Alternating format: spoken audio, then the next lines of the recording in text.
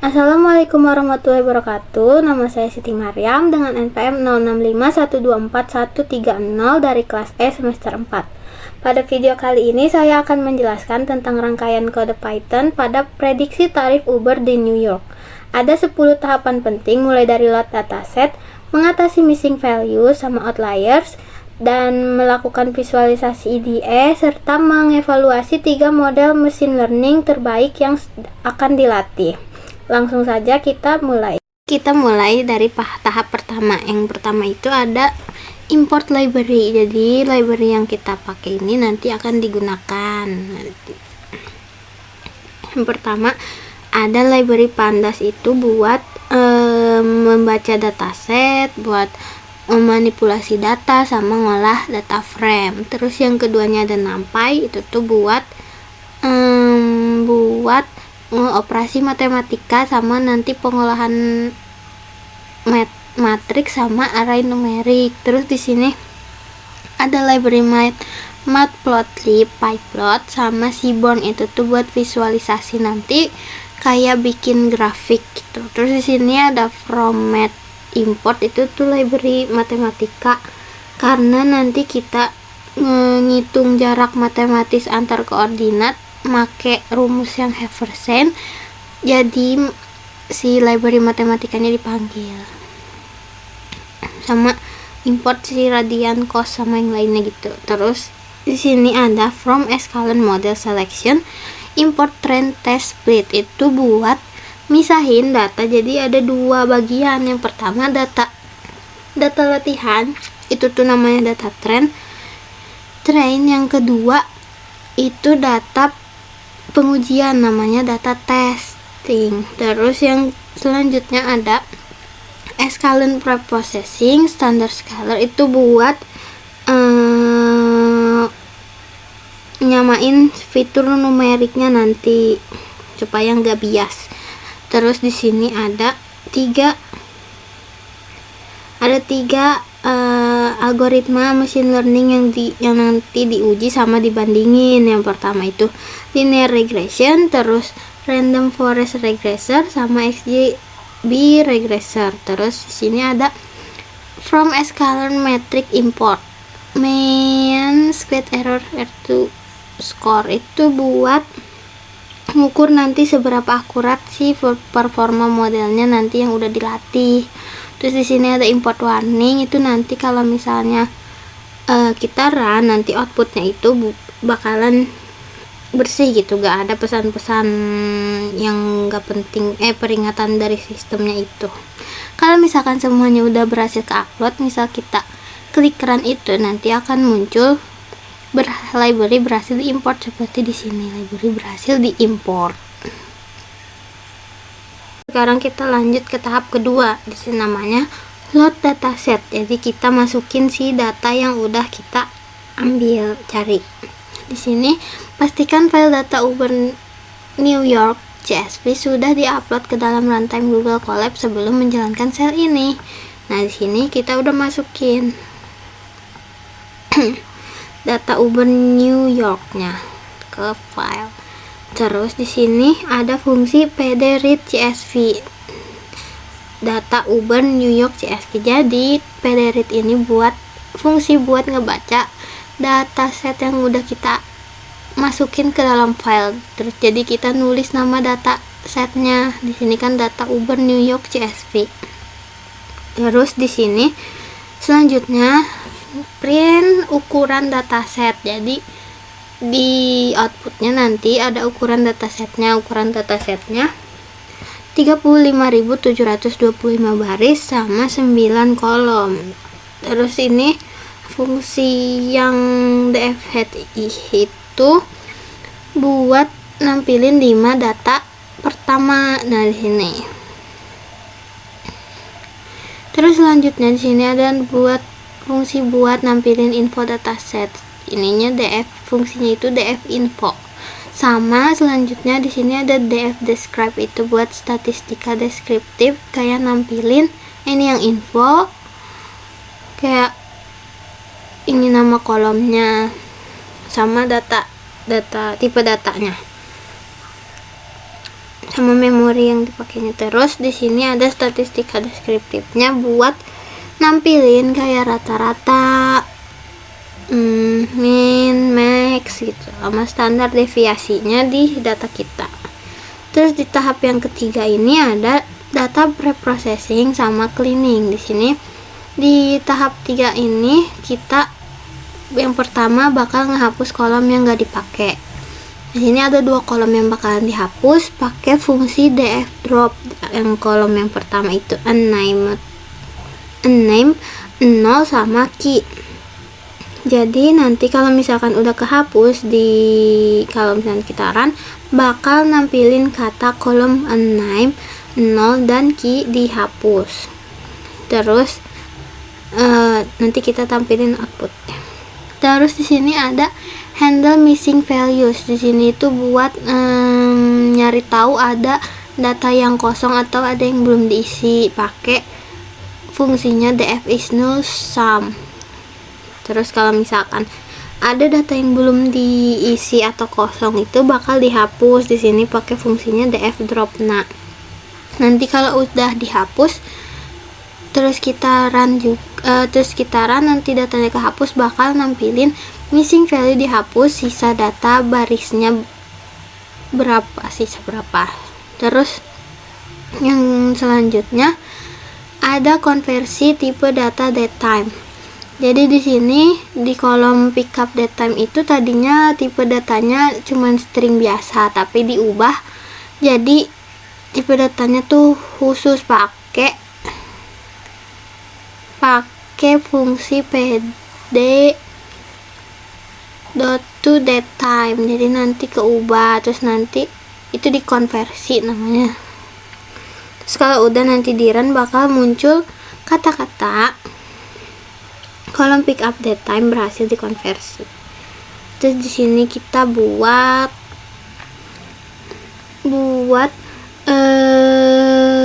di filter kayak ngebuang data yang gak masuk akal, outlier itu. Terus selanjutnya ada filter tarif tidak wajar. Jadi dibatasin tarif perjalanannya cuma dari tarif $1 sampai $200 doang. Kalau misalnya tarif di bawah $1 itu berarti gak wajar atau minus. Tapi kalau misalnya tarifnya di atas $200 bisa jadi itu salah input. Terus ada filter penumpang tidak wajar berat. Jadi dibatasin juga dari 1 sampai 6 orang sesuai si kapasitas Ubernya. Kan ada Uber X sama Uber XL. Terus kalau misalnya angka penumpangnya 0 atau lebih dari 6 nanti itu berarti aneh dan bakal dibuang. Terus di sini ada filter koordinat dalam area network city. Jadi dikunci dulu titik garis bujurnya. Longitude itu dari -75 sampai -72. Terus garis lintangnya longitude itu dari 40 sampai 42. Tujuannya supaya ngebuang data perjalanan yang koordinatnya salah, misalnya kayak 0,0 itu nggak salah. Jadi ini buat mastiin juga si datanya bener-bener dari daerah si kota New Yorknya. Ini di sini kita bisa lihat nih outputnya. Di sini kolom unnamed 0 dan key dihapus. Terus ini missing value sebelum di cleaningnya kayak gini, sama missing value kalau udah dihapus. Jadi sisa datanya ada 35.724 baris. Terus sama kolom pickup datetime-nya berhasil dikonversi.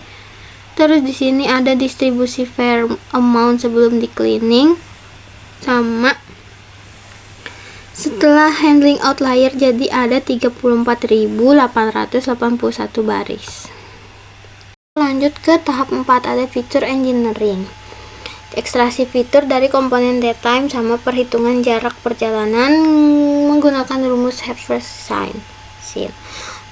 Di sini itu jadi kayak kita bikin beberapa fitur baru ya dari data yang kita punya. Yang pertama itu ada ekstrak fitur waktu. karena kayak kolom tanggal sama jam jemput itu gak bisa dibaca sama model mesin learningnya, jadi kita pecah kolomnya. Jadi kita pecah kolom yang daytime itu jadi 6 fitur.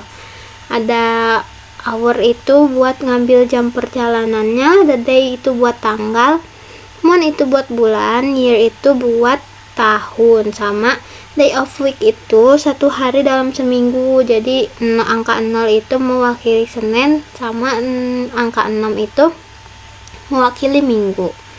Terus ada fitur is weekend, itu jadi nandain perjalanannya di weekend atau akhir pekan kayak Sabtu sama Minggu atau enggak. Jadi biasanya ada beda tarif gitu kalau di hari libur. Kalau udah nanti kalau misalnya kita run, nanti keluar ininya kata-katanya fitur waktu berhasil diekstrak. Our day, month, year, day of weeks is weekend. Terus di sini ada hitung jarak dengan Haversine, itu buat nentuin tarif berdasarkan jarak. Jadi karena cuman ada koordinat garis lintang sama bujur, jadi kita bikin fungsi matematikanya Haversine. Jadi pakai rumus trigonometri bola bumi buat ngitung jarak nyata dalam satuan kilometer sama berdasarkan si titik jemputnya, si pick up-nya sama si drop off-nya. Terus kalau misalnya nih, ini kan fungsinya udah dibuat. Terus di sini ada fungsi buat nyimpen si kolom baru, jadi namanya distain KM. Ini distain KM. Terus di sini kalau misalnya udah di run, nanti bakal kata-katanya gini, fitur jarak berhasil dibuat, sisa datanya berapa baris, sama di sini kita bikin fitur baru buat ngecek si fitur baru itu pakai sampel fitur baru. Jadi buat di sini juga ada DF itu buat mastiin semua kolom barunya kebentuk sempurna nih. Di sini ini sampel fitur barunya. Ada Fairmont, hour, day of week, is week, distain KM, ini yang baru itu tadi. Terus di sini ada fitur jaraknya berhasil dibuat, jadi sisa datanya ada 34.298 baris, sama di sini ada fitur waktu berhasil diekstrak, ada hour, day, month, year, day of week, sama is weekend. Lanjut ke tahap 5, exploratory data analysis atau EDA. Itu tuh kita make si library matplotlib buat bikin dashboard visual dan 6 grafik sekaligus, biar kita memahamin karakteristik sama pola dari data yang kita punya itu sebelum masuk ke tahap berikutnya, itu modeling. Nah, di sini ada plot pertama itu, ini kita print memulai EDA. Terus yang pertama itu ada distribusi tarif. Di situ grafik histogramnya bakalan hijau di kiri atas buat nunjukin penyebaran tarif. Langsung saja kita lihat ke outputnya. Ini yang pertama, distribusi tarif Fairmont. Jadi ini codingannya. Jadi ada X labelnya itu tarif pakai US dollar, terus Y labelnya itu frekuensi, nama grafiknya itu distribusi tarif. Jadi warnanya itu di sini pakai warna hijau.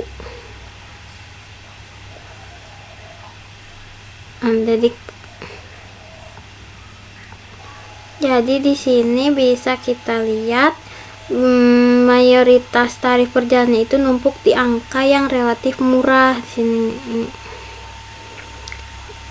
Jadi di New York City itu perjalanan pendeknya jarak dominannya di bawah tarif perjalanannya numpuk di harga yang gak begitu mahal, murah, cuman $5 sampai $20 per perjalanan. Terus di plot yang kedua ini kita bikin distribusi jarak. Di sini ada namanya judulnya itu distribusi jarak pakai kilometer.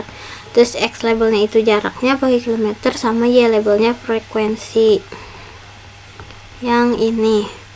Jadi kalau kita lihat di grafik ini nunjukin sebagian besar perjalanan Uber itu di New York perjalanannya cuman jaraknya nggak terlalu jauh, cuman 5 sampai 10 kilometer. Terus lanjut ke yang plot 3-nya, jumlah penumpang. Jumlah penumpang di sini titelnya ada distribusi jumlah penumpang, di sini X labelnya jumlah penumpang sama Y labelnya frekuensi. Jadi bisa kita lihat di sini. Jadi mayoritas perjalanannya itu didominasi sama penumpang yang tunggal atau satu orang doang. Yang selanjutnya di sini ada perjalanan per jam. Ini namanya, judulnya jumlah perjalanan per jam. X labelnya jam, Y labelnya jumlah perjalanan. Kita lihat. Jadi di sini nampilin orderannya dari 24 jam. Jadi lonjakan pesanannya itu ada di sore hari. Nih, dari sore sampai malam itu tuh biasanya berarti pulang kerja atau disebutnya tuh rush hour. Terus di sini lanjut ke tren per tahun. Nama grafiknya tren perjalanan per tahun, X labelnya tahun, Y-nya jumlah perjalanan. Jadi di sini jumlah nunjukin tren volume perjalanan dari tahun ke tahun itu. Ini membantu kita buat ngelihat ada penurunan atau pertumbuhan di bisnis Uber ini di New York. Ini berarti terjadinya penurunan ya di sini. Yang terakhir ada tarif versus jarak. Jadi kita di sini pakai yang distance km sama fare amount. Nama judulnya itu tarif versus jarak. X labelnya itu jarak pakai kilometer, Y labelnya itu tarif pakai US dollar. Jadi kita lihat di sini, berarti sini nunjukin kalau grafik itu scatter plot acak ya, berarti ada 3000 dari 3000 sampel data. Berarti ini grafiknya nunjukin hubungan linear positif. Jadi semakin jauh jarak perjalanan, ini jarak perjalanan, maka tarif yang harus dibayar semakin mahal. Terus di sini ini itu, jadi kita nyimpen si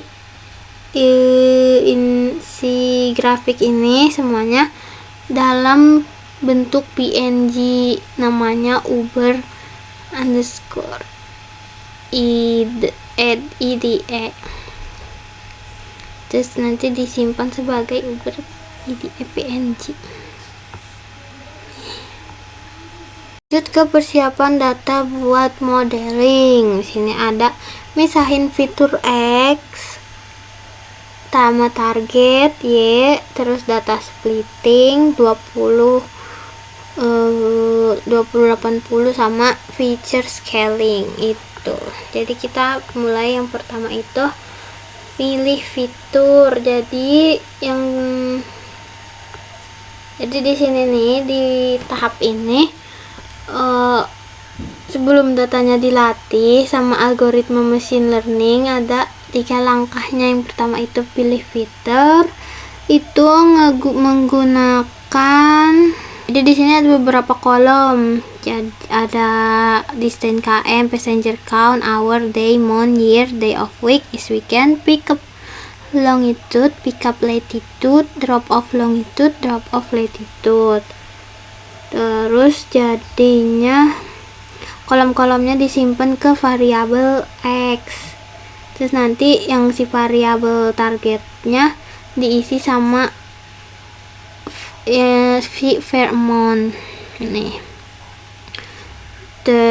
Jadi buat nanti nilainya yang pengen kita prediksi, jadi disimpan ke variabel y. Terus sini ada split data. Jadi di sini pakai fungsi train test split.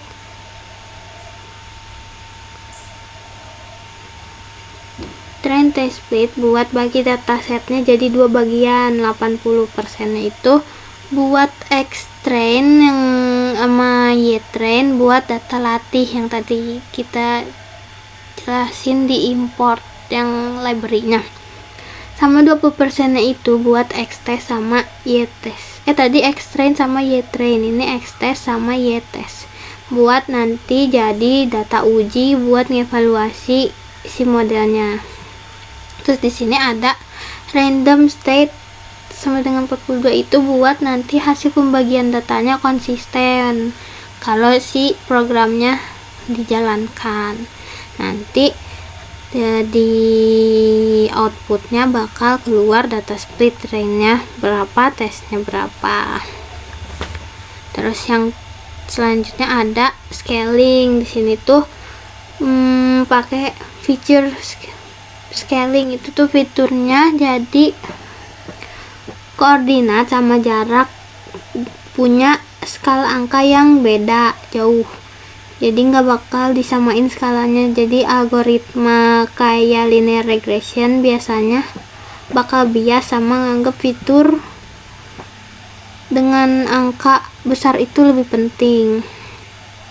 Jadi di sini makanya pakai standard scaler buat ngubah semua fiturnya jadi punya rata-rata 0 sama variansnya 1. Jadi terus dilakuin fit transform buat di data trendnya. Jadi biar cukup transform si data testnya supaya nggak ada kebocoran data. Terus jadi nanti kondisi datanya sudah steril sama skalanya juga sama, terus siap masuk ke tahap training. Sini ini outputnya. Jadi data splitnya itu trennya itu 27.438, tesnya itu 6.860.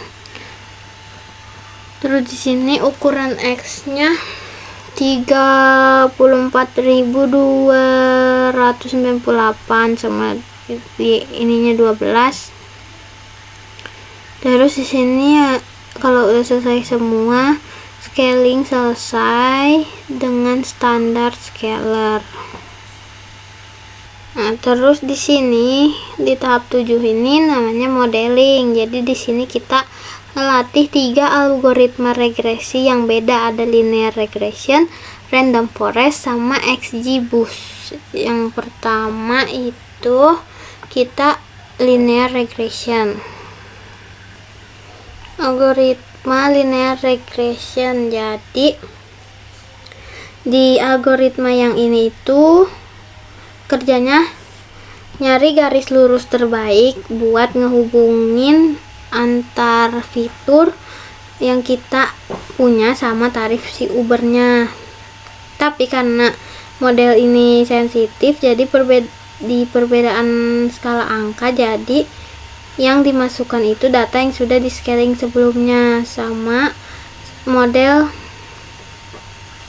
yang tadi dilatih sama perintah fit. Terus nanti di sini kita bikin prediksinya pada di data ujinya, jadi ngitung skor akurasinya sama nilai kesalahannya. Terus di sini nih, terus nanti bakal keluar di outputnya. Sini R2 nya itu, jadi skor akurasinya itu ada 0,8398. Terus di nilai kesalahannya ada 3,8122. Terus yang selanjutnya kita ke random forest. Nah, random forest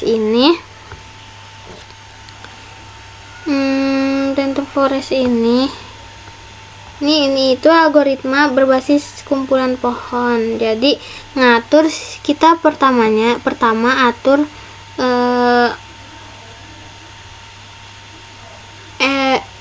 n estimatorsnya ini jadi 100. Jadi modelnya bakalan bikin 100 pohon keputusan acak, terus nanti digabungin buat dapetin si prediksinya yang stabil. Jadi di sini masukin data aslinya langsung, nggak usah pakai yang di scaling kayak yang tadi. Dan sini ada random forest itu nilai kesalahan. Terus kita lihat di outputnya di sini nilainya itu nilai akurasinya 0,8811, nilai kesalahannya 3,2839. Terus selanjutnya di sini ada XGBoost, itu tuh algoritmanya yang paling populer. Jadi kita bikin sama kayak yang tadi, pohon keputusan tapi secara berurutan. Jadi yang pohon yang baru itu bakalan belajar sendiri dari kesalahannya yang dibuat di sebelumnya. Jadi di sini konfigurasi modelnya pakai 200 estimators dan learning rate-nya 0,1 supaya efisien sama akurat. Di sini kita bisa lihat resultnya, nilainya 0,8810, nilai kesalahannya 3,2853. Kita lanjut ke tahap 8. Di sini ada evaluasi sama perbandingan performa model. Jadi di tahap ini tuh kita lihat hasilnya dari perbandingan grafik warplot sama ini. R-score itu lebih tinggi sama dengan lebih baik. Di sini nilai kesalahannya lebih rendah lebih baik.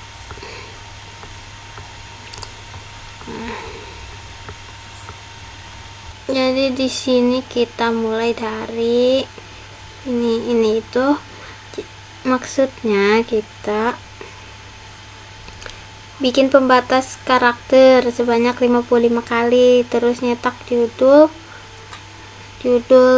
kolom, judul tabel sama garis pembatasnya pakai strip supaya nanti tabel hasil evaluasinya rapi sama berjarak. Terus di sini yang for model itu, ini for model scores in result item.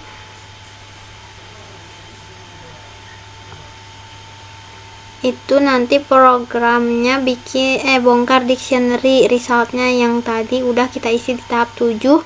Terus nanti ngambil nama model sama nilai evaluasinya satu persatu. Nah, yang ini tanda bin terbaik. Terus sini itu bikin logika inline if. Jadi kalau model yang digunain itu di loop namanya XGBoost. Jadi sistemnya bakalan otomatis ngasih string penanda bintang terbaik di samping angkanya. Kalau misalnya bukan, stringnya bakalan dikosongin. Terus yang ini itu nyetak baris data ke tabel. Jadi simbol yang ini nih kurang dari 22, itu berarti nama modelnya rata kiri, lebarnya 22 karakter. Terus yang ini itu maksudnya nilai R2 nya sama nilai RMSE nya itu dicetak di retak kanan, lebarnya 10 karakter, terus dibatasin sama 4 angka di belakang koma. Terus lanjut ke plot pembagian model. Di sini itu kita bikin kanvas grafik. Ukurannya 2 kali 5 inci. Terus ada satu baris sama 2 kolom. Terus selanjutnya di sini judulnya itu yang dipakai ada perbandingan performa model.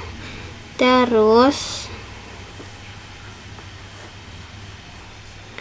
maksud dari yang ini itu data dari variabel yang resultnya ini jadi list terpisah, dibikin list terpisah. Di sini ada model names nih buat batang grafik pertamanya, terus ada R2 scores itu buat tinggi batang grafiknya. Oh, yang tadi yang name model itu buat sumbu X nya. Terus RMS scores itu buat tinggi batang grafik si yang keduanya. Terus variabelnya itu ada ini itu warna yang dipakainya abu-abu, toska sama hijau buat bedain warna batang grafiknya.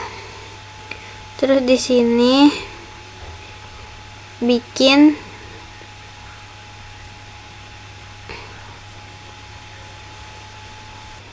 terus ini itu buat gambarin grafiknya, grafik batang yang pertamanya. Jadi buat R score-nya yang bar buat R2. Jadi batas sumbu Y-nya dari angka 0 sampai 1 karena nilai maksimum R2 itu kan cuma 1. Terus selanjutnya di sini bikin munculin angka atau label di atas batang grafiknya. Jadi kalau si pembacanya langsung tahu nilai akuratnya, nggak usah harus nebak-nebak berapa jumlahnya. Terus prosesnya diulang buat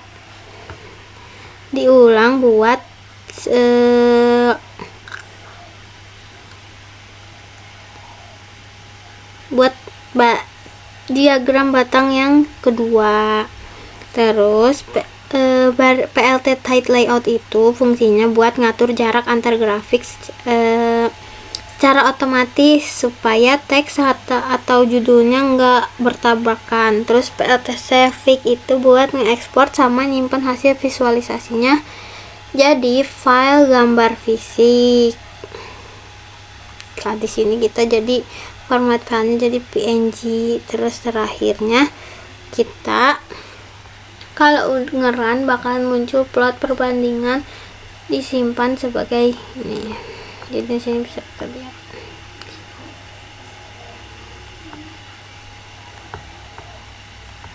Jadi di sini bisa kita lihat yang pakai algoritma linear regression itu R score-nya 0,08398. Terus pakai random forest segini, XGBoost segini. Jadi kalau di sini bilangnya lebih tinggi sama dengan lebih baik. Terus yang di sini kebalikannya, lebih rendah lebih baik. Jadi di sini itu yang paling bagus itu XGBoost. Lanjut ke tahap 9, feature importance. Jadi kita lihat fitur apa aja yang paling krusial dalam menentukan tinggi rendahnya tarif Uber. Jadi kita pakai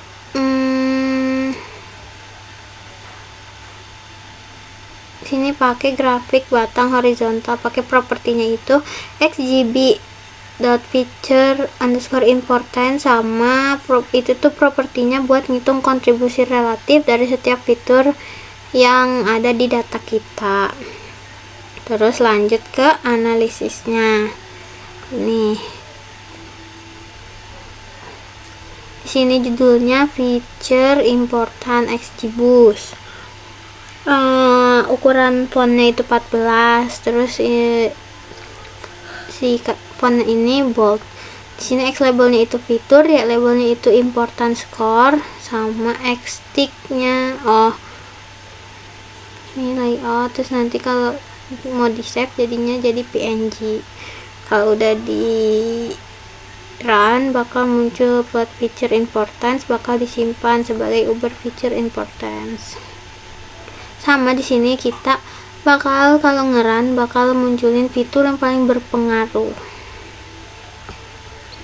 Kalau kita lihat di sini koordinat kayak kalau misalnya kita lihat grafik yang batang hijaunya itu fitur distance km-nya itu atau si jarak perjalanannya nempatin yang paling tinggi, paling atas.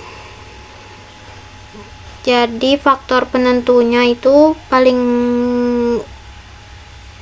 buat nentuin murah atau mahalnya tarif itu dari jarak tempuhnya. Terus selanjutnya ada koordinat lokasi kayak pick up